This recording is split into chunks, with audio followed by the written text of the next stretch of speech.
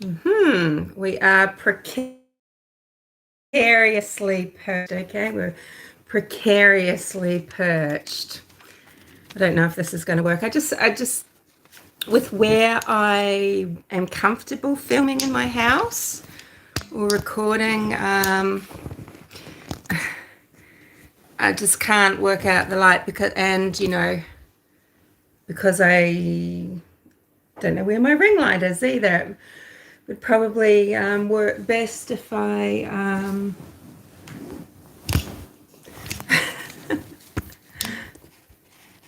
it would probably be better if I found my ring light, charged it up, put it on the front of the phone. It's just one that clips onto the phone.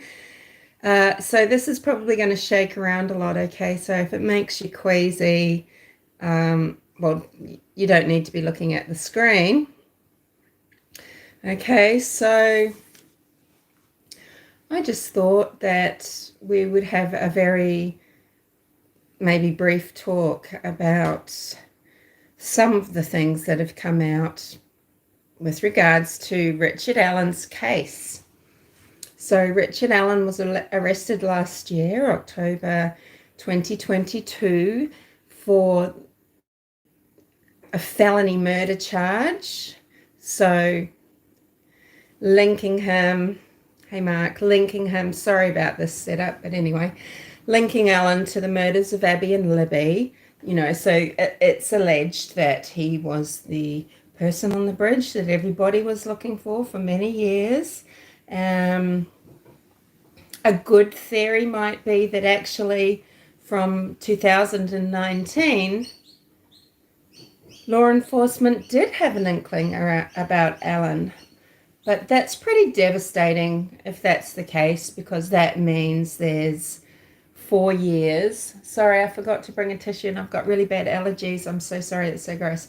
4 years where it's possible that Richard Allen, if he's guilty, has committed other crimes against, any young people, other women, women, etc. So I just wanted to have a chat about it. The little bit that I have had, so I haven't downloaded the documents yet, but a gist that I have is that, namely, number one, Kathy Allen was taking part in a phone call with her husband, Richard Allen, in April this year, April the 3rd, and it is alleged that during this phone conversation, Richard Allen several times has admitted killing Abby and Libby to Kathy Allen, and Kathy Allen has abruptly ended the phone call. Something else that I've seen is that there is a letter that an inmate of Westville has written to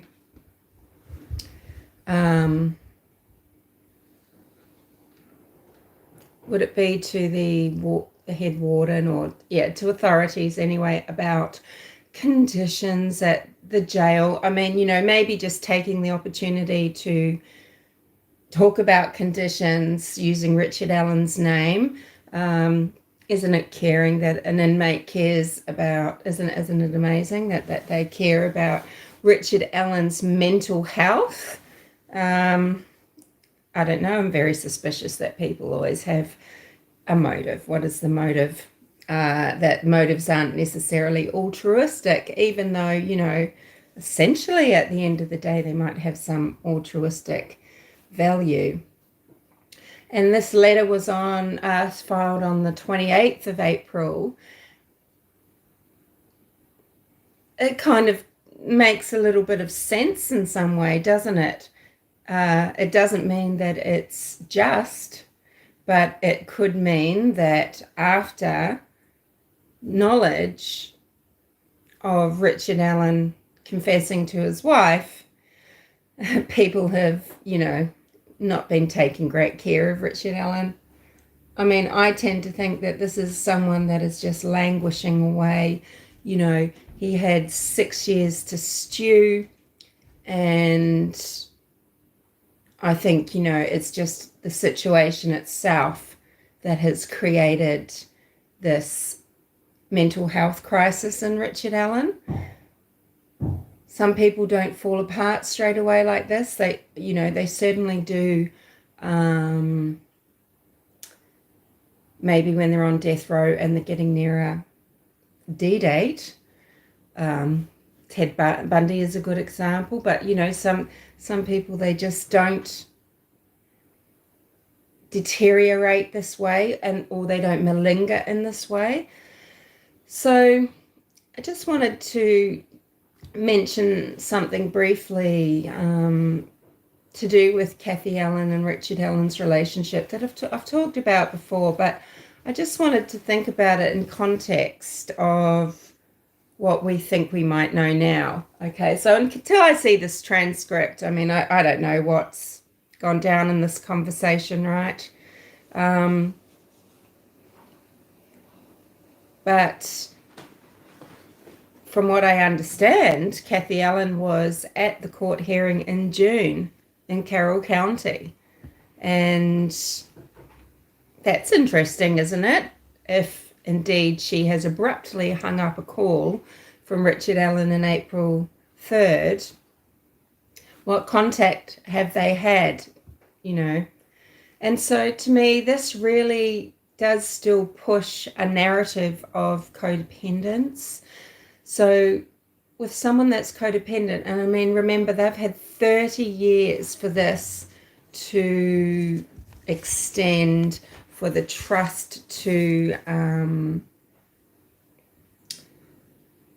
erode further and further, for the toxicity to grow. And where does codependence come from? Okay, so in a codependent relationship, there is one person that might be coming from a background of great shame. They could be living with complex trauma and they just can't be alone. They can't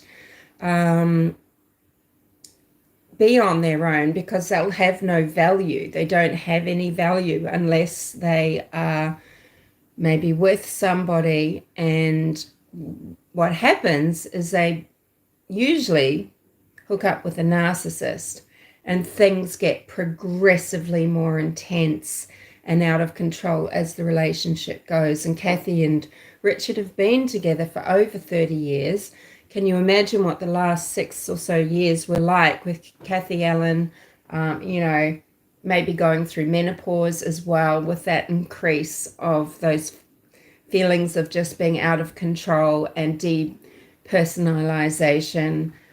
This could really have intensified whatever dynamic was at play in the relationship that was keeping people together, even when she might have known inherently that something is desperately wrong, because the person that is enabling the narcissist through codependence, they will protect the other person.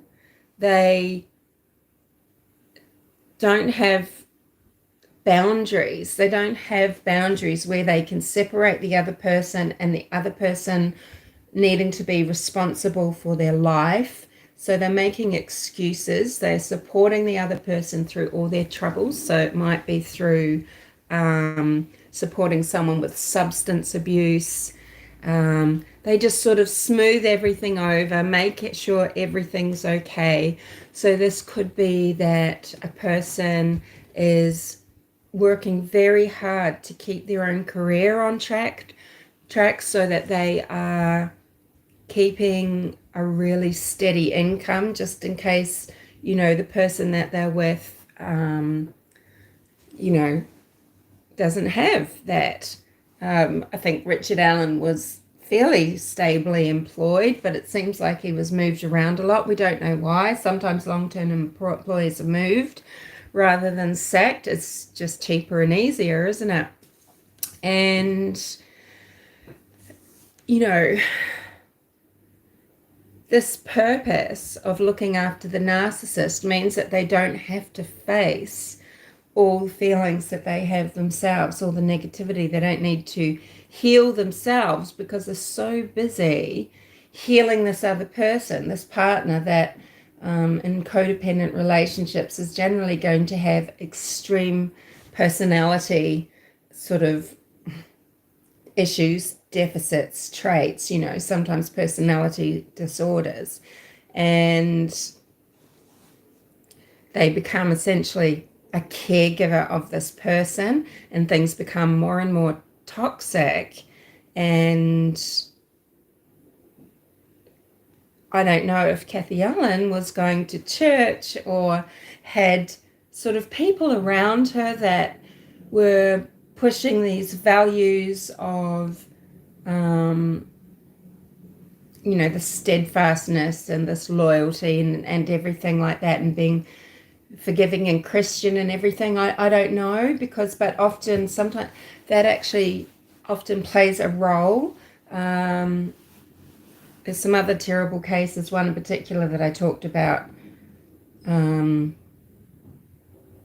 I don't want to digress, but look, if we think about Judith, married to Gary Ridgway, the Green River killer, that's a different case again. So either of these scenarios could be what Kathy was living through. She could be a codependent person supporting Richard Allen while he gets more and more out of control. She's enabling him through his alcoholism, which I guess is alleged. I don't know if we have seen proof that he went into a facility for rehabilitation. But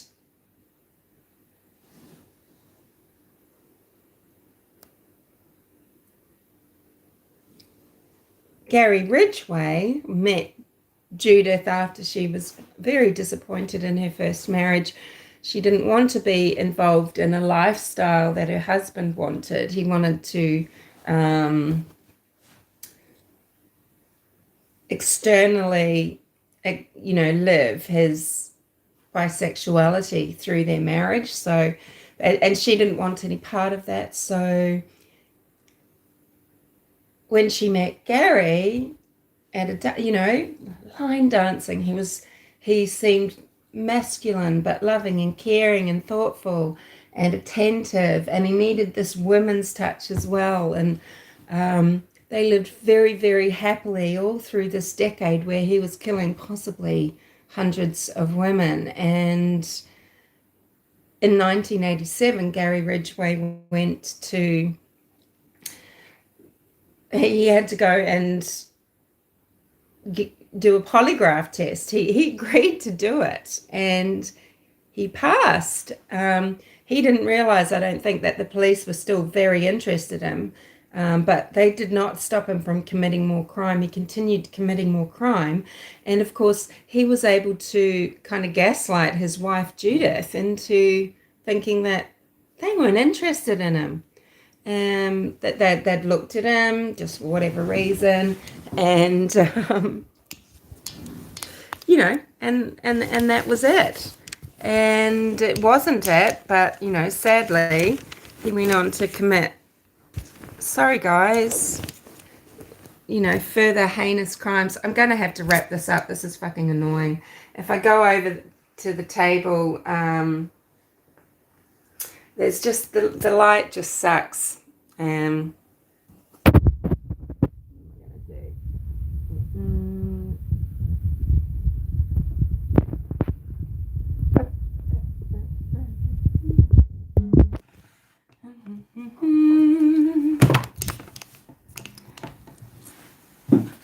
This is a stunning piece of work, isn't it?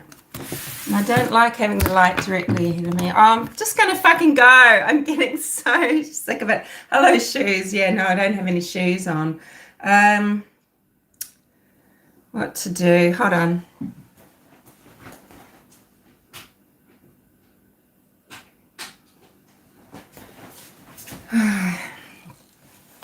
So, oh, great. Oh, that's fabulous.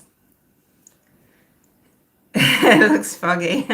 Yeah, the lights, it's just the lighting, and it's just the way that the sunshine, it's a really miserable day outside, and there's just some filtered light coming through.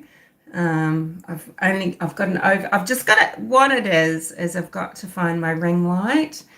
Other lamps and things that I use just to cast a bit of light on from the forward, they make everything really yellow. It's really annoying. Anyway, so Judith didn't know. She stayed with Gary Ridgway. It's kind of like she was baffled, right? Or just nearly even tricked into the situation where she thought that her husband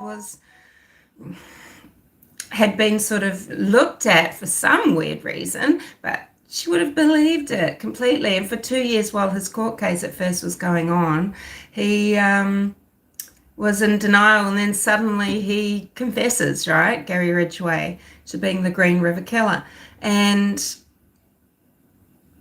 hindsight is 2020. Now, any of these situations, or anything else for that matter, could be the situation with Kathy Allen. I do find it really curious that she was there in court after this April 3rd alleged confession on a phone call.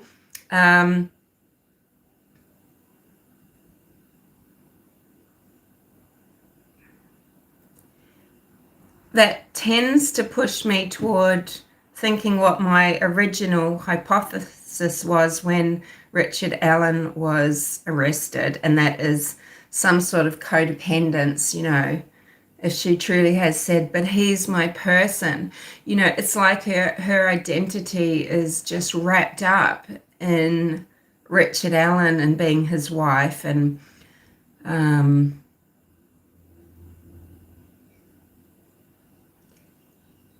it opens the possibility too that emotional abuse, even physical abuse, was in existence, and people will still keep pushing forward with these relationships in that situation.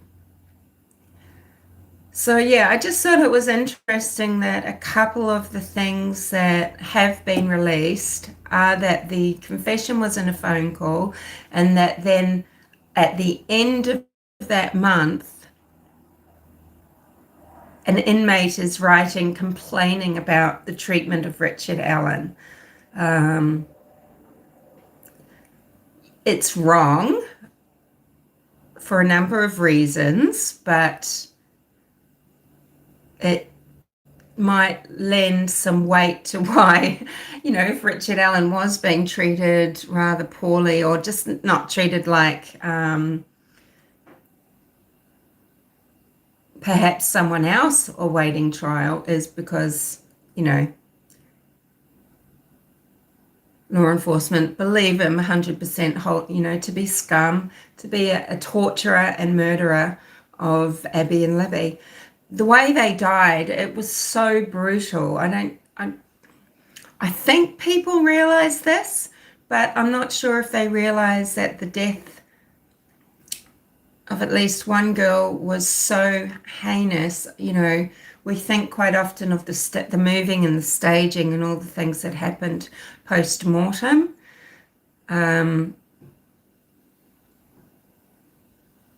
But, it was a really heinous experience, and a very brutal.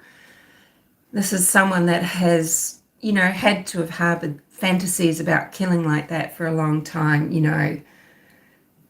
That's what I think anyway.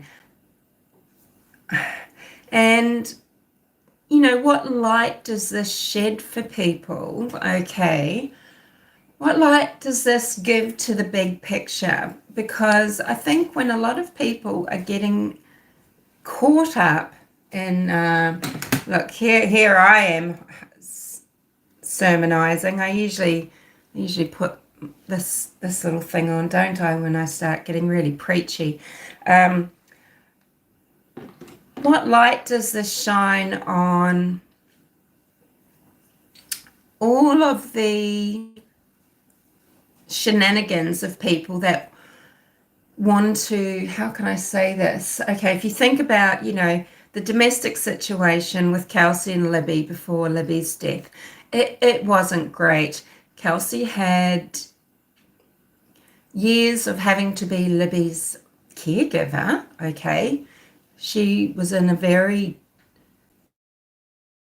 dire situation where she was a very young girl and she's got a younger sister who is even more vulnerable, who can't look after herself. Carrie and Derek aren't looking after the girls. They're too busy drinking and drugging, being arrested, going through domestic violence situations. They're too busy doing all this negative stuff to parent their own children. And Kelsey is old enough to remember it all very vividly, which is why she doesn't have any respect for Carrie. Whatever anybody feels about Carrie as a grieving mother, I do have compassion for her, but you are not her daughter. You were not her daughter. You weren't subjected to the early life, to a traumatic childhood whereby, being the daughter or being a child of an addict, of two addicts, of unruly violent addicts, of people that are both doing jail time, can you imagine? I can just imagine who's making the meals for Libby, who's changing her nappies, who is reading her books, who's putting her to sleep, who's getting her out of bed, who's washing her face, who's playing with her, who's supervising her. Who do you think? Well, all that is going on. Do you deny? We can't deny the traumatic upbringing that these girls had. And Kelsey being those few years older, that at a critical age, at an age where she was, compos mentis, capable of, certain chores, had an understanding a little bit of life and what has to be done right. And then this child, barely a toddler and quite, and older, and just, when you're 2, 3, 4, 5, 6 years old, 2, 3, 4 years old, what can you do really for yourself, right? And she had her older sister there. That was their childhood. Okay, so these things are true. And then somehow Derek German is, why law shouldn't step in and not allow people in the situation to then be under the domestic roof with the child that they are ruled unable to care for?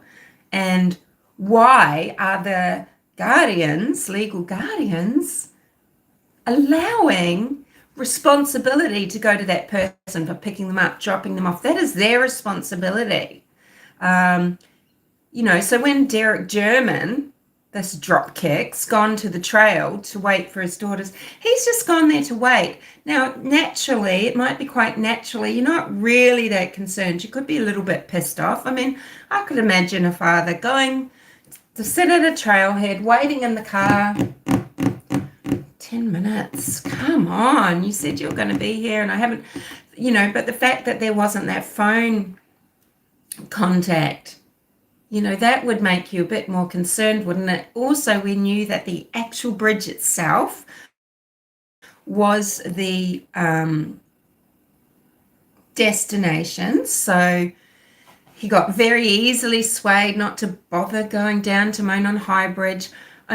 A fit person, someone with a bit of urgency, could have just actually jogged down there in a few minutes. It's literally a few minutes if you run down there.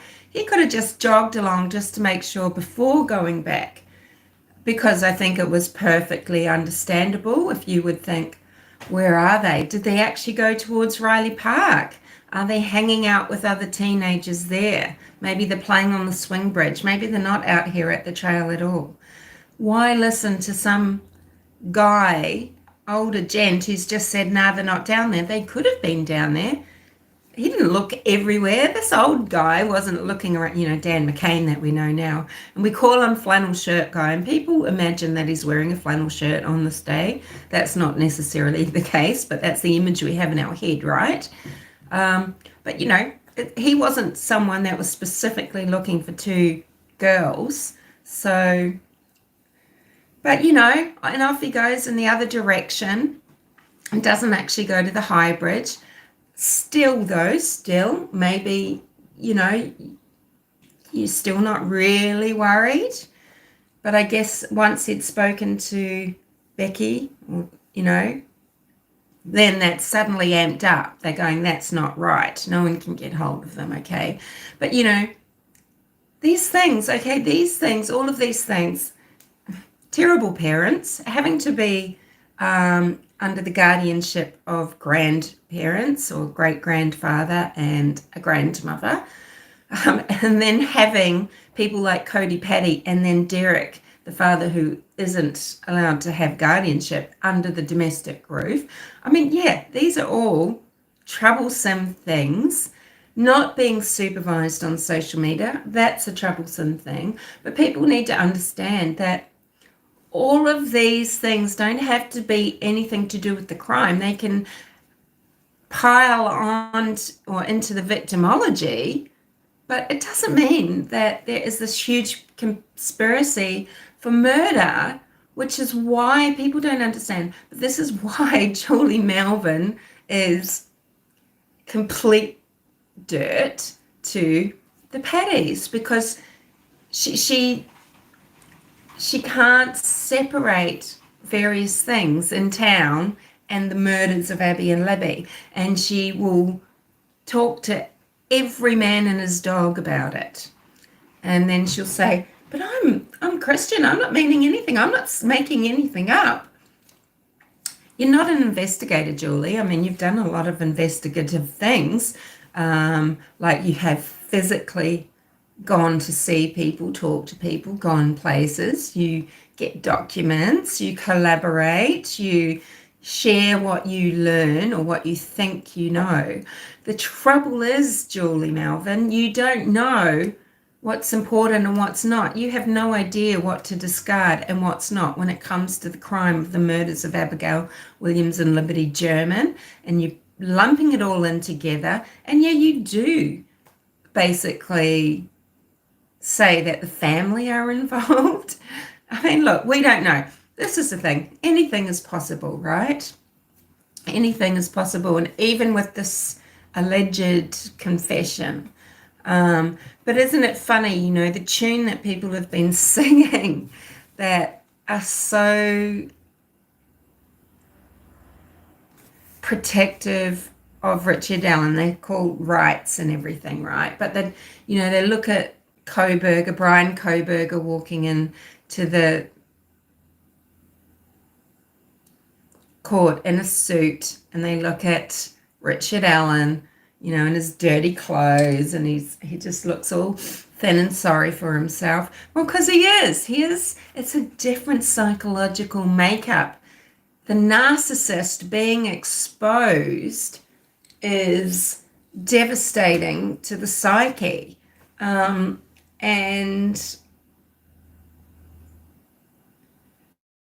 it's a whole different kettle of fish to someone, say, this is all alleged, of course, someone like a Brian Kohberger, alleged murderer of 4 college kids in Idaho, that, is maybe just a psychopath without really, which does contain some narcissistic traits, right? It just is by definition, but it doesn't mean they have narcissistic personality disorder, which is quite possibly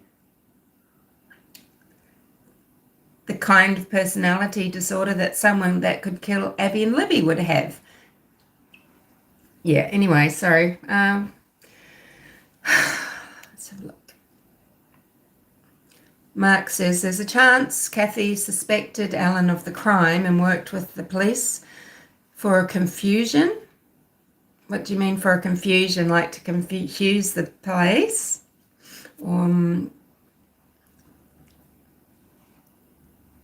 For a confession, right. Yeah, I mean, exactly the issue, Mark Klein, is that we haven't heard that phone. We don't know how that happened.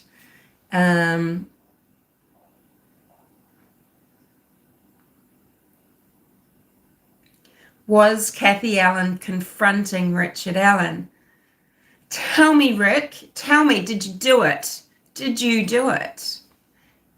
And then he's gone, yes, yes, or something, you know. Or has he been saying, Kathy, I'm so sorry. I mean, I can't even believe it myself, whatever bullshit he's making up. But yeah, I did kill them. And she's going, no, shut up. I don't want to hear it.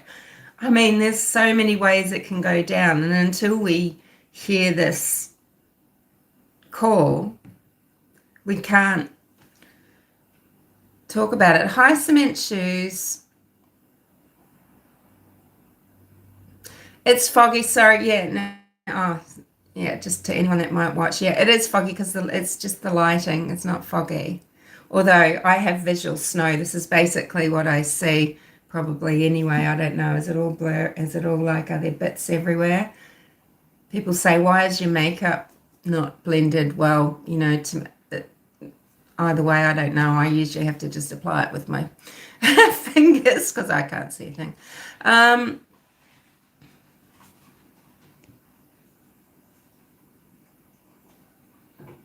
Yeah, he's going to have to tell them, Mark, isn't he? Richard Allen, if he's the killer, he'll have to tell them something that, you know, only the killer would know. Johnny says prison might have driven Richard Allen loco. The isolation will do that. So can we believe anything he said? Yeah, I mean, he's had to be kept in isolation because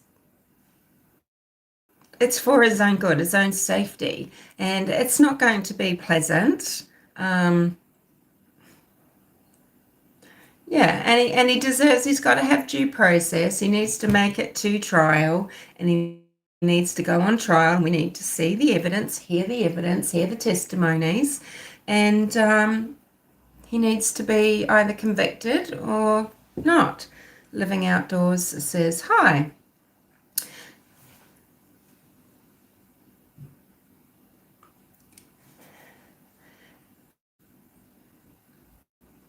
Yeah, so it'll be interesting. I mean, so it seems like it's not really mind-blowing what's been released. It's nothing actually dangerous to the case, but I hope that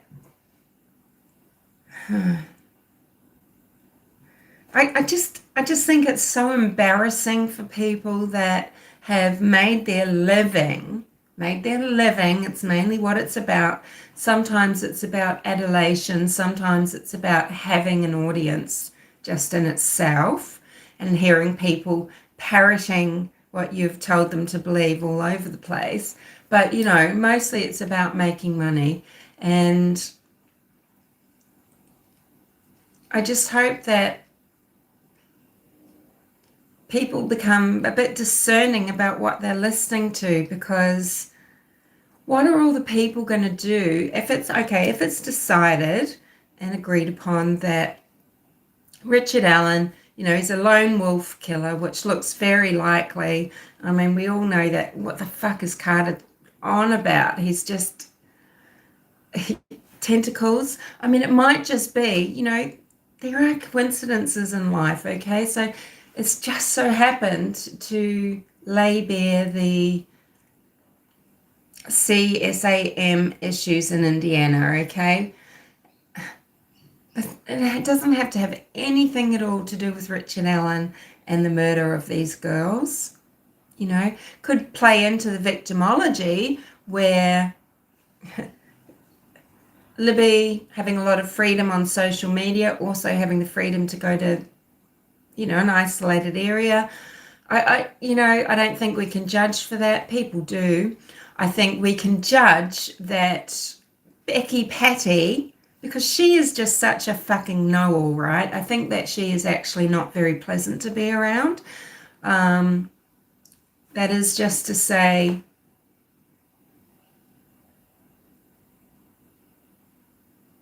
I think she'd be quite a controlling person in her own way, but is actually quite distant in others, and that's created, that has created victimology for the people under her roof, for Libby, and probably for Kelsey, and hasn't even bothered. Now, maybe it would have been hard to get hold of Anna. In that case, you say, well, you can't go because I can't check with your mother. Anna has managed to be quite self-controlled about what she really must feel about that. Okay, sure, she said, yes, well, I've let her go to their house, so I have to say that whatever their decisions are about what the girls do, I am accepting of. And I think it just must kill her, because she has to blame herself to a big degree, because she has said, okay, well, by letting my child stay with you, I am accepting that that you have some control over my daughter. But I think it is unacceptable that the Paddies didn't reach out and make attempts to get hold of Anna about the girls going to the bridge, because Anna has alluded to that she is not happy about that she wasn't asked, but she's had to sort of accept it. I think I think she feels just so guilty, and because she's also a person with compassion, she understands, well, people lost Libby as well, and then what is the point of having this war over something that can't be undone? But, think about all the creators that put out these complicated, you've got every man and his dog involved in this murder, right? Shane Evans, Fouts. Some people aren't saying that, but the tentacles involve pretty much everyone in Carroll County that you've ever heard of, right? And anyway, this is boring, and I'm over myself. I can't even stand listening to myself. But I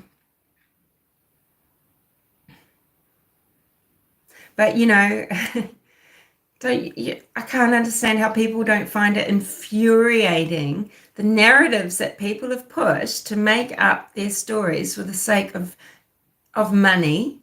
And if Richard Allen is found guilty, he's a lone wolf. If he maybe even admits his guilt in court, changes his plea, people are going to just walk away. They've already moved on to the next case, some of them, and it's so irresponsible, so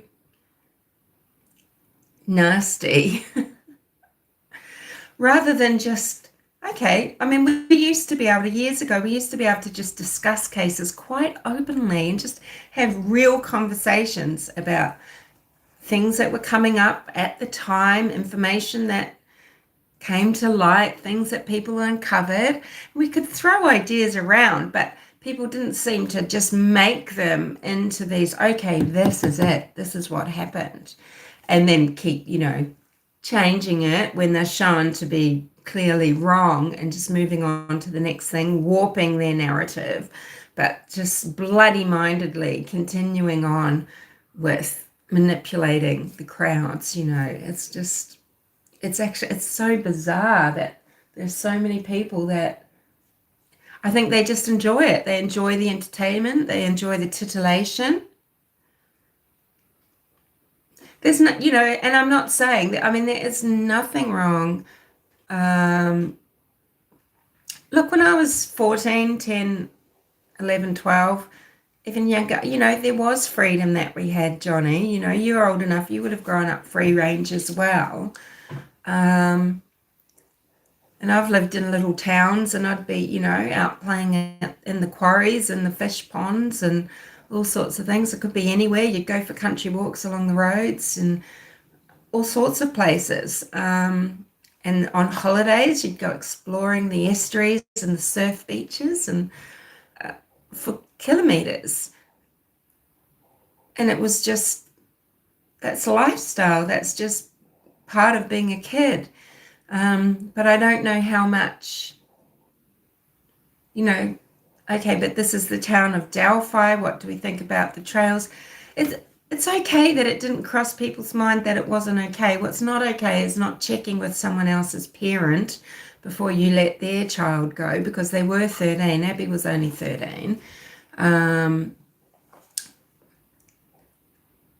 But, they're going to somewhere that is quite dangerous, a very high bridge, even though you might tell them not to walk on it. They probably do or will.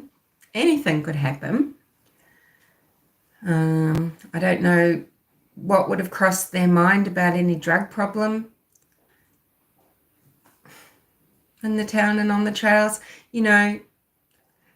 This is the disconnected parenting though, right? This is the same disconnected parenting that let Libby have all those social media accounts and be catfished that, Becky and Mike were doing. It's that same disconnect of like, just, okay, whatever, off you go, because I'm doing my own thing.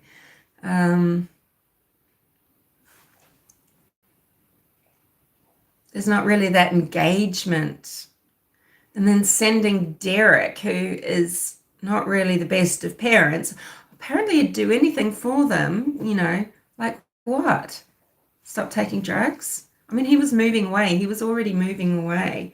He bought a property in upstate New York, and he carried on with that move after Libby's death. He was leaving anyway. He wasn't trying to stay around to mend any relationship. And I don't think, I think 13 and 14, kids tend to be quite full of themselves then, you think you're a lot more grown up than you are. And you want a lot of experience, and you want your privacy, and you have your own world that you're in, right? And it's a natural force of nature. It's a natural thing in nature for you to be wanting to separate from parents and get that autonomy. It's when a lot of hormones are kicking in again, a lot more arguments start happening between parents when there might have previously been quite a gentle, loving relationship. Suddenly, but this is just a natural thing that happens in human development, because it's how children can go off and create their own lives and nuclear families and things like that. It's as age old as human beings' existence in itself, right? But yeah, in this modern world, we need to realize that maybe things aren't as safe as they used to be.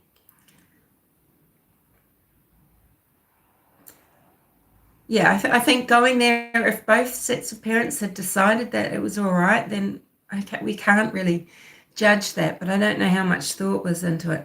The 70s were different growing up, says Johnny. Well, look, the 70s and 80s, that was the rise of the serial killer, right? And it was their heyday, Johnny, because,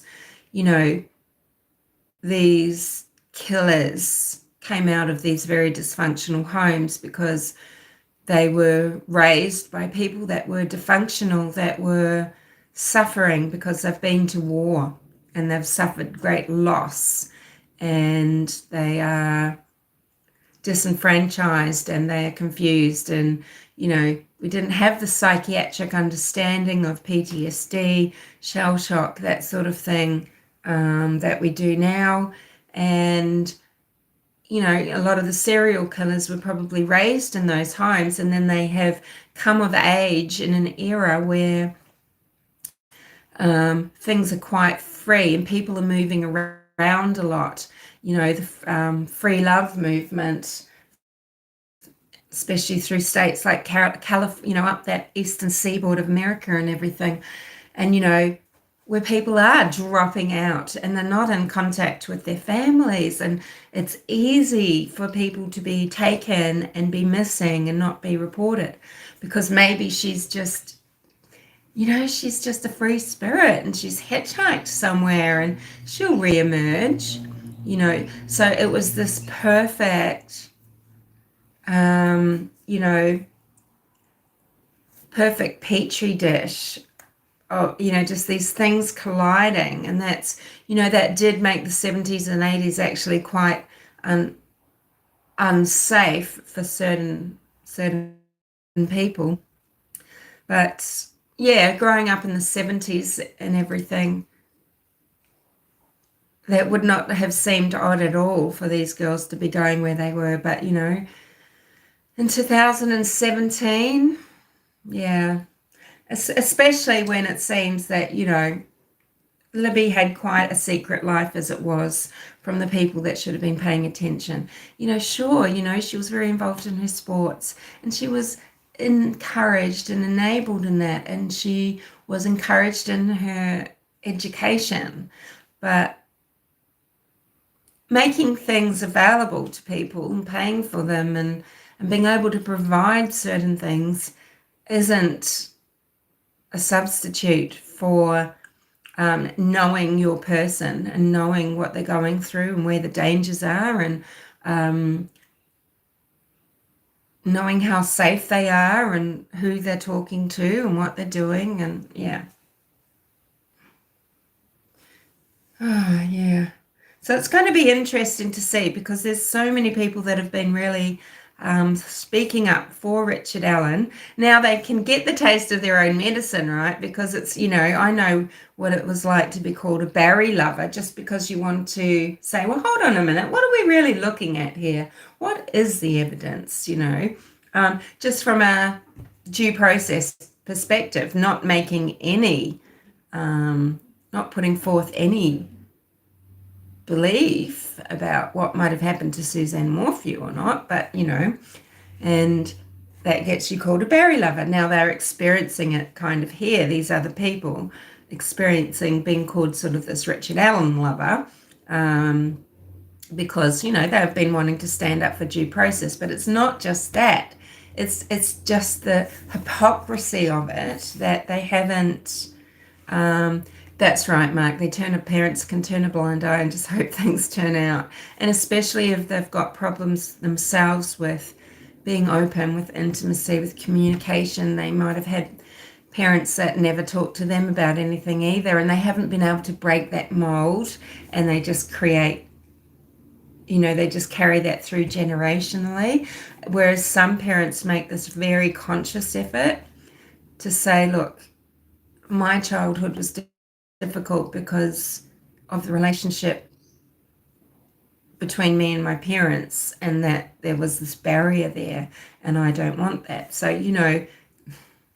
and some people break that cycle and some don't.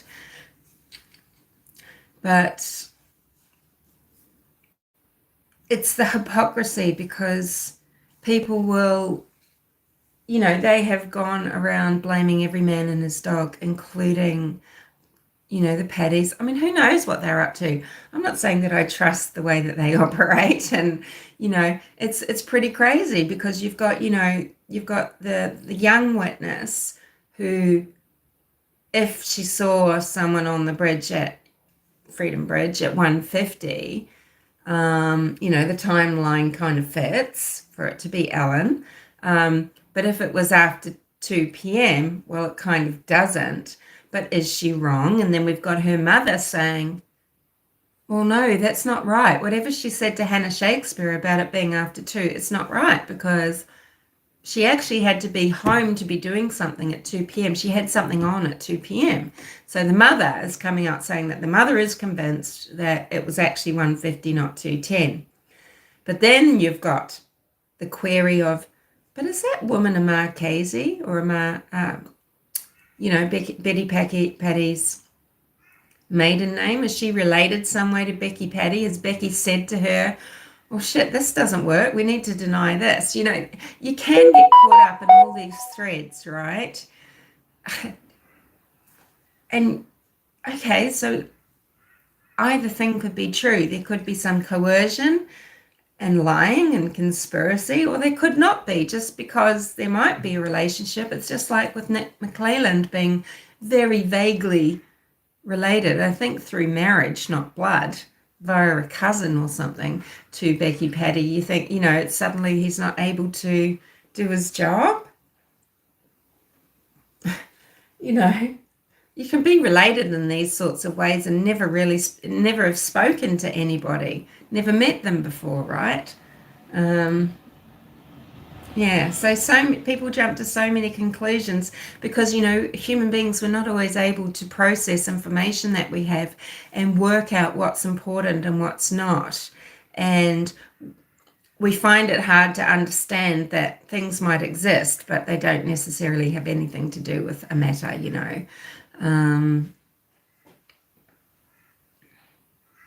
But, I find all these things curious, This is the thing, like now they're getting a taste of the medicine, what it's like. People think if you aren't jumping onto something that you are a supporter of people wholly, and it's just simply not the case. I don't like how Kelsey has confused the matters the same way Doug Carter has. But, I don't personally know her. I don't know how difficult it is for her to publicly speak and why she says the things she does. I mean, she's very hard to interpret. She's not a good communicator. And this might be why she was turned down for several jobs that she tried for in the advocacy sector. Or it might have been because, she had a lot to work through. I don't know. But I think a lot's to do with the fact that she is not a good communicator. She doesn't, And you have to interpret her, and you have to piece things together and say, okay, it sounds like she's talking about this happened on this date. She's actually talking about the following day. She's actually talking about the subsequent night. She's actually talking about, it's so frustrating. She is immensely annoying, but does that mean that you suddenly, you just hold the belief that she lured her own sister to her death, that she is some way involved in a conspiracy to either have the murders committed or to cover up? I mean, okay, maybe someone is so worried about negligence because somehow another girl got killed or died because of negligence. Would you come up with this very convoluted situation because you're worried about being held responsible for that? It's a huge risk that has really meaningful impact for the rest of your life. It's like the lies of the McCanns, who have now locked them into this prison they'll never escape from, whether they go to actual jail or not, because they are stuck for life with the lie, rather than being able to move on and leave it behind them and never have to, they've just got to lie their whole lives now. It's just idiotic, right? It's possibly what's happened in the William Tyrrell case, for example, here in Australia, with the lies of the foster parents, allegedly. So I mean, there is a lot to be very annoyed about, very worried about. You don't have to like people. Do I like Mike Petty? No. Does it mean that he's covering anything up to do with the death of his step-granddaughter? No. I mean, it's the judgments that people make to connect things that is truly bizarre. But people have got the gift of the gab or whatever. They can be convincing enough to the right audience. You could say anything. I mean, tell me a subject. I could make a video being very, very convincing about why whatever you've said you want the subject to be, why it's true, how it happened,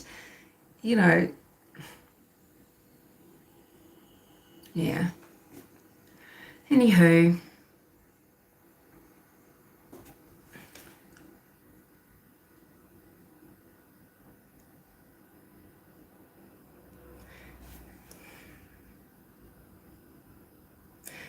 the other thing, and I'm not sure, I need to really download these documents and read them, but it does appear that the other thing that's sort of been revealed is, yeah, the defense's angle, where I think they're just trying to, I mean, maybe see, I think what they've got now is just technicalities, and sadly, we know that law enforcement authorities involved in this case, that they may not be very good at dotting the I's and crossing the T's. We better fucking hope so, because if Richard Allen somehow is released because of technicalities, this is just such a massive travesty. You know, it's just a miscarriage of justice, as people say. It looks like the defense are trying to pick apart the search warrants and things like that. And if they can make it that those were unlawful or something about them isn't specific enough or whatever, you know, can they get certain evidence that might have been taken from 1967 out of the courtroom? You know, now that's terrifying, right? And good lawyers, that's what they do. That's what they work with, is they work with these technicalities and they pick apart every single thing that law enforcement, the prosecution has ever done. And if something wasn't done to the letter of the law, that's how they can get their clients off. Yeah. But yeah, so the main thing is, so just to wrap up, the question that I have for people that I'd like to know people's opinions on is, okay, let's look at this timeline. So April the 3rd, the phone call where allegedly Richard Allen confesses to not just being on the bridge or anything, right, but killing the girls, killing Libby and Abby, and says it several times in the conversation. Now, we don't know if Kathy Allen has been pushing him for it and he's admitted it, or if he's been telling her and she's just been rejecting it. But eventually she's apparently abruptly ended the call, so she has disconnected the call. Then the letter filed from an inmate on April the 28th complaining about not only just Richard Allen's treatment, but the treatment of other inmates in Westville Correction Facility. But, you know, it's been exposed that Richard Allen is doing things like eating paperwork that his lawyers give him and things like this. I mean, the guy, I mean, just to me, this is just my intuition. The guy is a fucking freak. He's an asshole. He's always been whack. He has seemed regular, right? But he moves through society in a particular way, is my bet, where people just think he's a little bit odd. And I mean, I think he can't believe that he didn't continue getting away with it. I think that's what it is. And now, because of his exposure, you know, he's lost it. I mean, a sane person that is innocent could lose their mind. Okay, that's true. But, you know, these are the antics that we have seen play out by other, what is the technical term, is criminal malingering. So criminal malingerers do these types of things. They pull out all stops to be obstructive to their own legal team. They're difficult in the prison. They do things to themselves to harm themselves. They don't eat. I mean, Richard Allen apparently eating weird things, not eating food, harming himself. I mean, he's doing it to himself, it seems. And it just seems like That's what a narcissist might do. And narcissists are at risk of self-harm and of self-termination, let's say, more so under these hugely stressful situations than so-called regular people, okay? Because when that image that they have projected is shattered,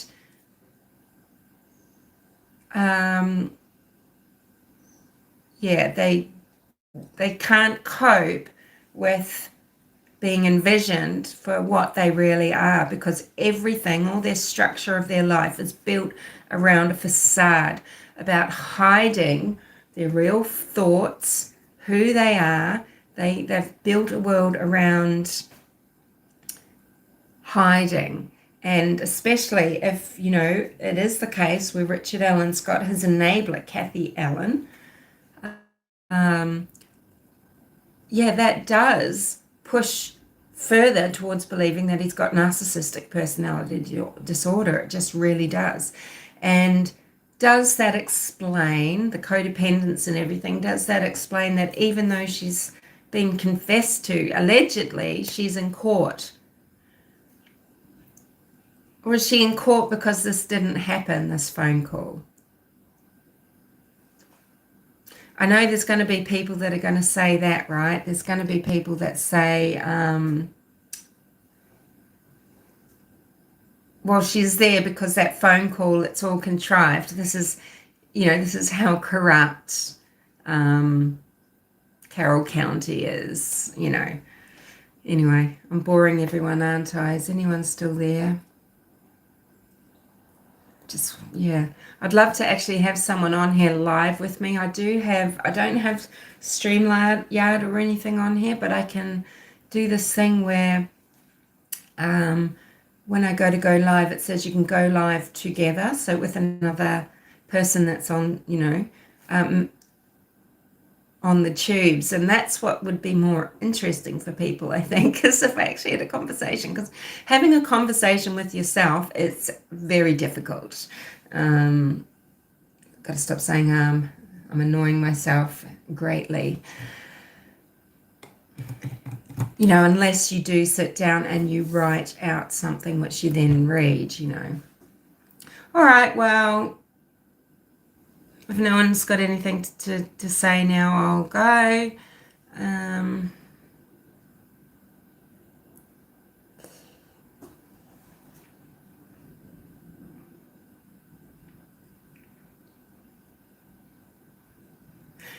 It's just and there she is, and would she have told her mother? Maybe she didn't tell her mother that he confessed because she didn't want to have that conversation, and Mum Ellen's wanted to go to court, and so Kathy's gone. But then do we believe reports that Kathy Allen has said to someone, he's my person? Well, he's my person lends into codependence as well. That lack of self-identity, the self-awareness, self-healing, everything is about that other person, enabling them and supporting them through. Anyway, see you later.